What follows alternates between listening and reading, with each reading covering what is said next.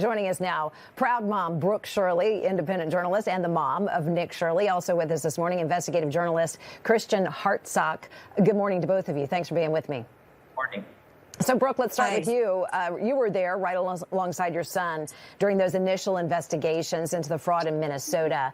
You worked hand in hand with him, and it really drew, this national spotlight. You moved on to California, or he did, but you see lawmakers now being called in for questioning. Ilhan Omar, she's now being part of a bigger probe in the conversation. Even the Washington Examiner here calling her out, reporting this week on the accusations tied to the Feeding Our Future scandal. All of it was really stemming from what you guys started. As you see these lawmakers now starting to be called on the carpet, what goes through your mind?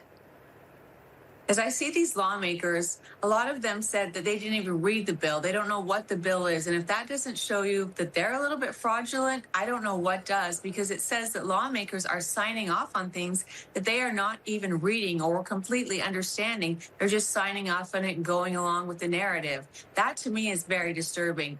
What Nick is doing is showing where our money's going. He's doing us all a public service by going into these places just like this. There's no reporters going in there. There's no legislators going in there to see what's going on here. Why is all this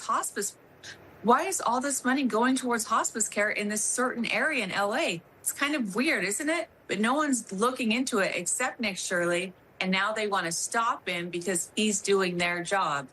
Yeah, Christian, it is shocking that reporters who are paid to report and dig into fraud, corruption, crime, this type of thing, they're paid by papers and TV stations, and independent journalists are really stepping in and into that gap. Yeah, it's both shocking and not shocking. California has a long, unique history of both muckraking and hostility to muckrakers. This goes back to the 1850s when the newspaper editor James King of William was gunned down in the streets of San Francisco for exposing city corruption. And it goes all the way to the former attorney general and current gubernatorial candidate that we all saw on stage last night, Javier Becerra, filing 15 felony charges against David Daleiden for exposing Planned Parenthood. I myself had to flee the state for a few months back in 2017 when the California League of Conservation Voters filed a criminal complaint against me with Becerra for investigating them.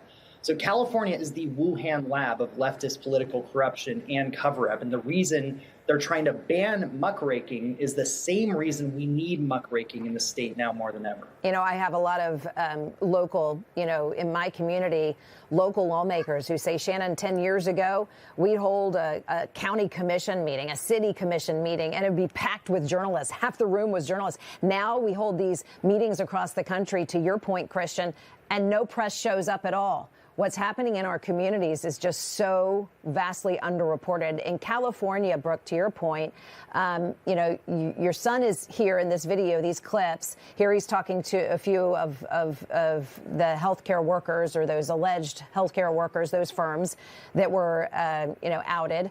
But the sponsors and the co-sponsors, the lawmakers who know better and are supposed to be doing better and cleaning things up. I want to play one more quick clip of Nick trying to get answers from them.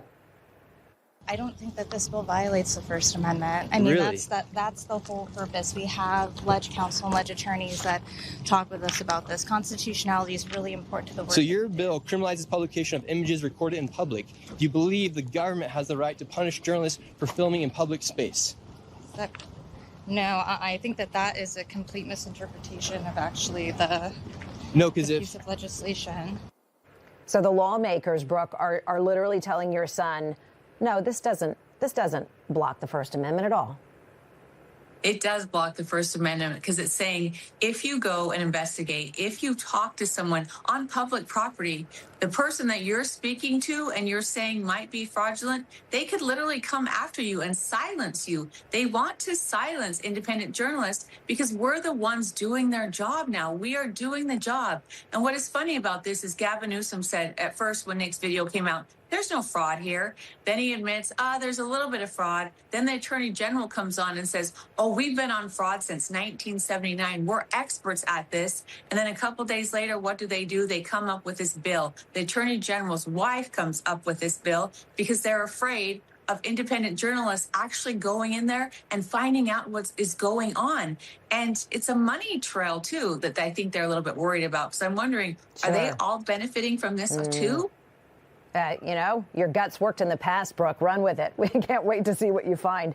I am curious about the days, Christian, where we would have lawmakers say, you know, Democrat and Republican, when there was something that went on, they'd say, hey, this is undeniable. We've got the paper trail. It's all right here. As a journalist, you'd present it, and the lawmakers would say, we didn't know about it, but we promised to do better.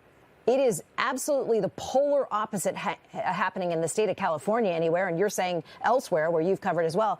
Lawmakers now digging their heels in and trying to pass legislation to silence you.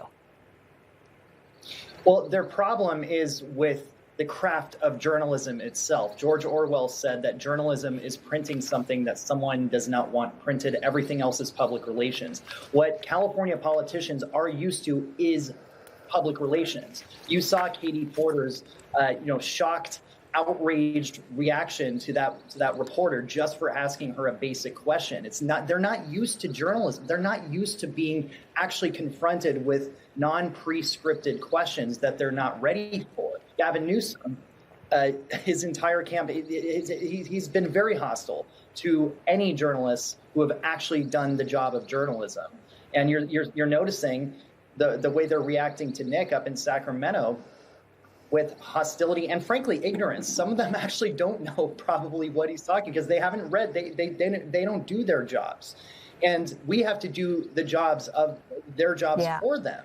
And the fact that this bill is coming from the wife of our current attorney general, she's literally of it, trying to prevent us from doing what her husband is supposed to be doing, that we're paying her husband to do, that he refuses.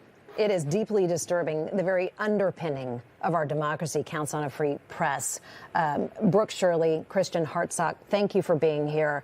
Keep doing great work. Thank you. The nation's counting on you. Thank you. Good to see you. We're not stopping. We're trying to save America one day at a time.